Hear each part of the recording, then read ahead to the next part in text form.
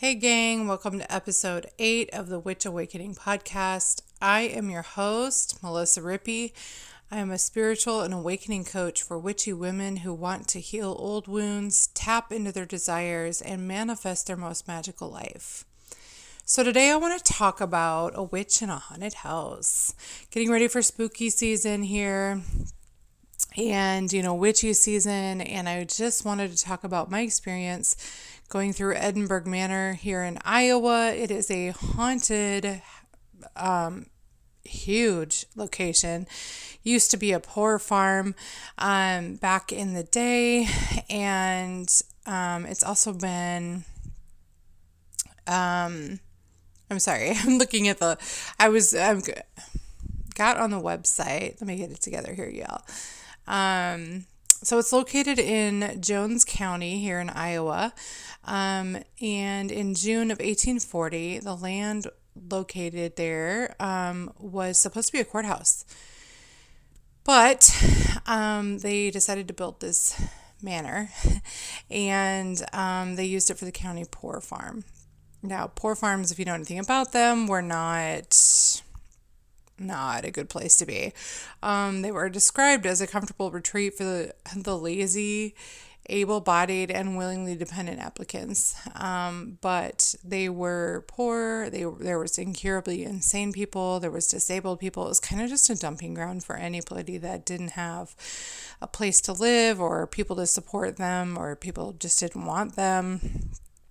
They were given shelter for their food and labor, so they were basically kind of treated like slaves. They were not treated very well whatsoever.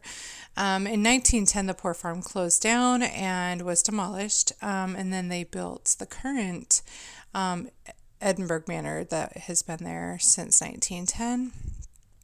And they house incurably insane, the poor, the elderly. It was also referred to as the Manor, and it was in operation until November of 2010. So medical documents and personal belongings can still be found at the Manor. When the last of patients and employees left the building in 2010, they just never returned. So this building is enormous. It's gorgeous. Like, it's a beautiful old brick building. Very kind of has a very foreboding kind of look to it when you drive up. It just has all these windows staring at you, and I don't know, it can just be really intimidating, I guess is a good way, because it's a 3-story building, so it's a very big building, and it just is intimidating. So I went, let me think. I think it's been like 3 years ago, maybe 4 years ago. I should have looked up the date. But I went with a group of friends, and we went, and then there ended up being, so there was a group of, there was 4 of us, and then there ended up being, I'm not sure how big the tour groups were back then. This was, of course, pre-pandemic. So you could have bigger groups, and I don't know how big or if they're even doing tours right now. But I would say there was probably at least 20 to 25 of us that were there, running around in a tour group together. So that was fun. I am just looking at their website here to see. It looks like they're back to doing tours. It's $10 per person for a tour, so not bad for the day tours. You can do overnight visits if you're brave enough, and I have the desire to spend the night in a haunted house that has no running water or electricity. There is a house that they have like behind the manor that they use that has power and plumbing, so you can sleep there or use the bathroom over there. So, and it's like right behind the manor. You just walk out behind it and it's out there. So we did end up going and visiting the little bathroom over there while we were there. But anyway, so my experience, let's talk about what I experienced while I was there. So first things first, we walked in, you get registered, you sign a waiver. Then they have like little books that have kind of the history of the manor and pictures and like old documents and stuff they just have in this little room that you can kind of look at on the first floor.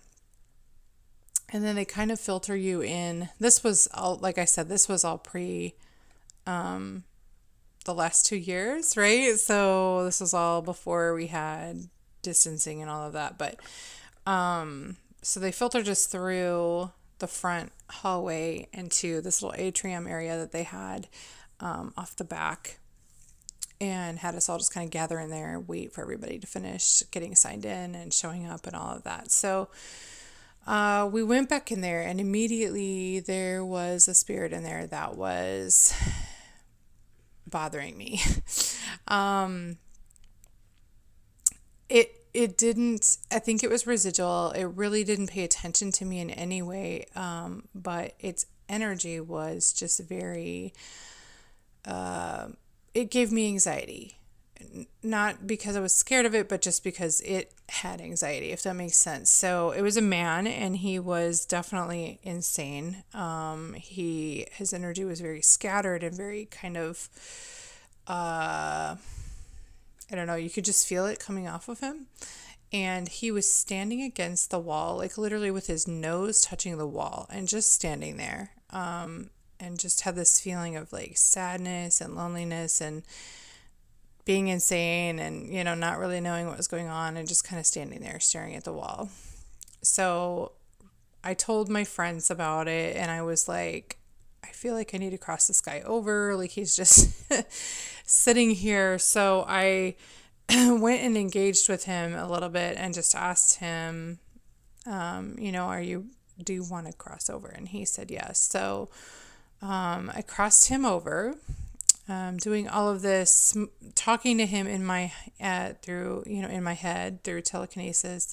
So I'm not walking around talking out loud, looking like I'm a crazy person with all these strangers that I didn't know.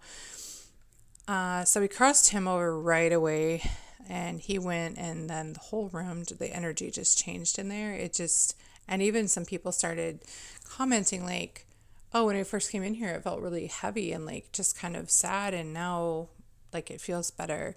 So that was kind of fun to see how that played out.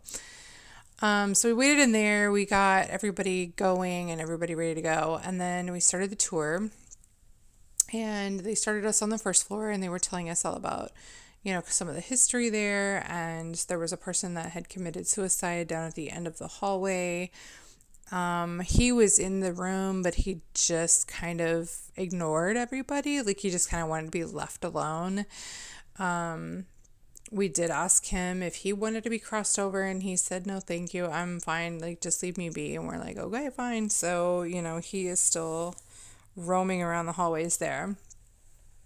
What we found was that the first floor has a lot of kids from the days of it being a poorhouse. Not everybody lived that came there.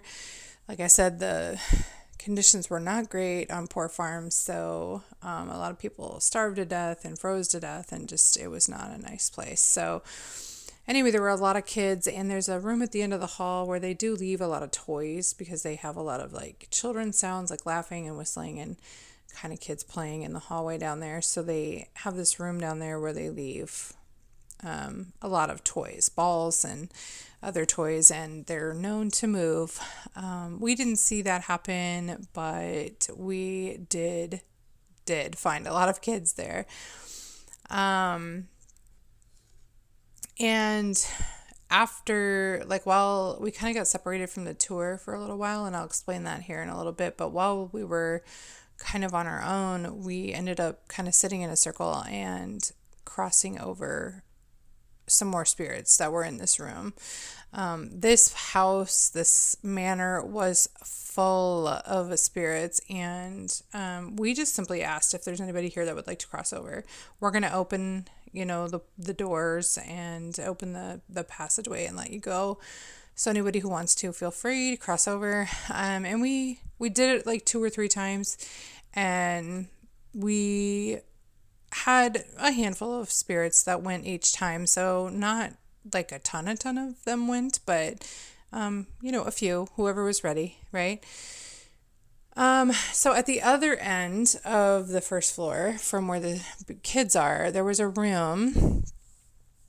And we stopped in there, and they were telling us something about that room, and I really don't remember now because it's been so long. But I do remember we were standing kind of just inside the door in a group listening, and behind us there was a few beds, and there was this one right behind me that there was a woman that kind of hung out, like sat in the bed all the time, and she kept coming up and touching my shoulder. Like she kept coming up and touching me. And I have a pretty strict rule about spirits are not allowed to touch me. I just don't like it. I don't want them touching me. I don't like, that invasion of my private space. So I kept asking her to stop touching me. And she was trying to get my attention. And I finally gave her my attention and was like, okay, what? Like, what is it that you need? And she had a baby that was with her. And she was telling me that she had been raped repeatedly by a male orderly that had worked there, allegedly, of course. I can't prove anything, but this is just what she was telling me. And basically, she just wanted her story to be heard. Because as soon as I listened and I, said, I'm very sorry that happened to you, like that's horrible, she stopped touching me, which is, so the only thing she really wanted was my attention. She just wanted her story to be, to be able to tell somebody what had happened to her. And the other thing we noticed was the bathrooms, all of them, and in the entire building, feel really uneasy. Like you almost want to run when you have to walk by the door because it feels really uneasy in that room, like lots of anxiety, and you can feel that a lot of really not nice things happen there between staff and patients, sometimes between patients. There was rapes going on, people getting beaten, just, all the negative things that might happen in a bathroom definitely were happening in this place. And so every time we would get near a bathroom, we would almost want to run by it because it just made us feel so uncomfortable because the energy in there, tons of residual energy in the bathrooms that were just not good. So if you ever visit, I think you'll notice that the bathrooms do not feel the most pleasant. So then we moved up to the second floor. Lot of spirit traffic up there, all from different times. They have a bunch of rooms that they go through and kind of tell you like the history, but then also like the hauntings that go on up there, because there's some pretty notorious like spirits that hang out in certain rooms and like things that they've like evidence that they've caught. Different people have been in and out of there. Mostly residual is what we were picking up on. We did open up another portal on the second floor and let a bunch of people cross over. Again, just about a handful. And then we closed it and said, okay, well, maybe next time. Third floor really creeped me out. It just is a general feeling of uneasiness. The entire place really does. Could use a good smudge for sure, the entire place. But the third floor, in general, just kind of creeped me out. So, and even like the stairs going up to the third floor, I know that I've seen on Ghost Adventures, they were there, and the staircase that I'm talking about, I know that they had an experience where they heard I think whistling or something. They heard something on that staircase, and that was one that made me very nervous to go up. I was like, let's hurry, let's get off the stairway. So I'm not exactly sure what happened there, but yeah, that was a very uncomfortable place to be. Then we came back down and they wanted to go down in the basement. Well, my friends and I had already said, I'm not going in that basement. There's something down there and I do not want any part of it. So, and my other friend who is a psychic shaman person also agreed with me. And she was like, yeah, no, that feels not great. And then the other two that were, with us, one stayed with us and I think the other one went downstairs, if I remember correctly. But you could just feel the anger. There's a lot of anger.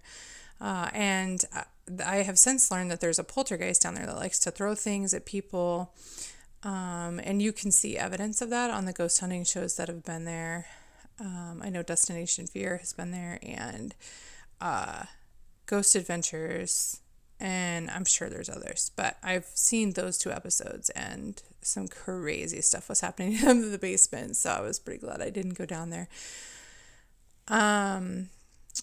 Another thing is when we went outside to go to the house to go to the bathroom, there was a balcony. I think it was on the 2nd floor that kind of faced the house, and just I could pick up on a lady had jumped or fell off of that balcony, and so a general sense of like anxiety and sadness and just that feeling of despair came from there, so that made me uneasy as well. And then after we were all done with the tour on the inside, we were walking around outside before we were leaving, just kind of looking at the grounds and looking at the property because it's an old historical property, so it's beautiful. It's out in the middle of the country, so there's like pretty views and stuff like that. Well, we picked up on a bunch of graves under the ground on the property. The owners had said that there were more deaths than graves accounted for. There's a little cemetery right across the street. And they said there were a heck of a lot more people that had died there than were graves that were around, that they couldn't, find record of what had happened to those people. And they know that there were a lot more deaths than they have represented, right? So, they said they wouldn't be surprised if there were people buried on the property, which is exactly what we sensed was, in essence, sort of a mass grave on the property out in one particular part of the property, and lots of unrested souls because of that, of course, wandering around out there. And it just gave us a sense of like, we want to like find, like dig them up, right? So, and give them proper burials. But of course, that'll probably never happen. So that made us feel a little bit just kind of, I don't know, sad for those people that had lived that life, and then that's how it ended up in an unmarked, mass grave. So,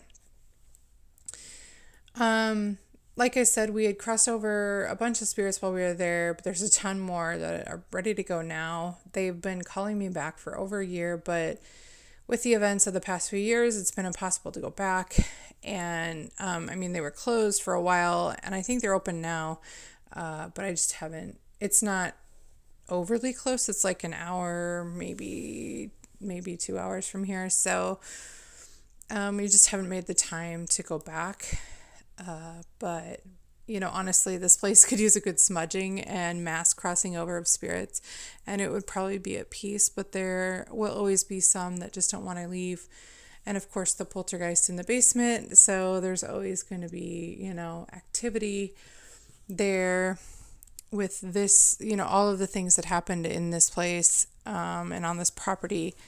There is just so much, like the land is just like traumatized from everything that had happened there. But it is something to see. It's beautiful, historical, lots of awesome stuff there. Of course, it's a haunted attraction, so there's, it's played up quite a bit, but you will have experiences there. You will feel things. You will hear things. Like I said, especially if you go in the basement, there's a poltergeist down there that's not very happy that people are wandering through there all the time. So tends to throw things at people. So if you're into haunted attractions, I would definitely hit this one up and check it out. And that's my story about a witch in the haunted house. Thanks for joining me today. Connect with me over at the Witch Awakening Facebook group. I'll put that link in the show notes. But head over there and tell me, have you ever been to a haunted location? And if you have, where was it? And what was your experience while you were there? I want to know all about it. I'd like to go to a few more. It's a weird experience being a medium because it can be not as scary, but also more scary, right? Not as scary because the spirits can just talk to us instead of hearing like spooky sounds or feelings or whatever. Like they just tell us what's up, and it's not as scary. But also we can see more and feel more and know more of what is going on, and that can also be a little more scary. So, it's a double-edged sword, but it's fun. All right, so things I have going on right now. I'm hosting a free 3-day challenge starting October 4th. It's called Punch Fear in the Face. We will be working on identifying an underlying fear that is keeping you from living your most magical life and releasing it. So if you want to join us for that, go to melissarippey.com/punchfear to get signed up. If you hear this before then, definitely dive in and join us. And we will be working through some limiting beliefs that are holding us back. It's going to be really fun and very powerful. So thanks again for joining me today, and I will see you next time. Be sure to subscribe so you can get notified when new podcasts are uploaded, and leave a review over on iTunes that lets them know that you love it, and it gives it a boost so that others can find us. Until then, stay magical, and I will talk to you soon.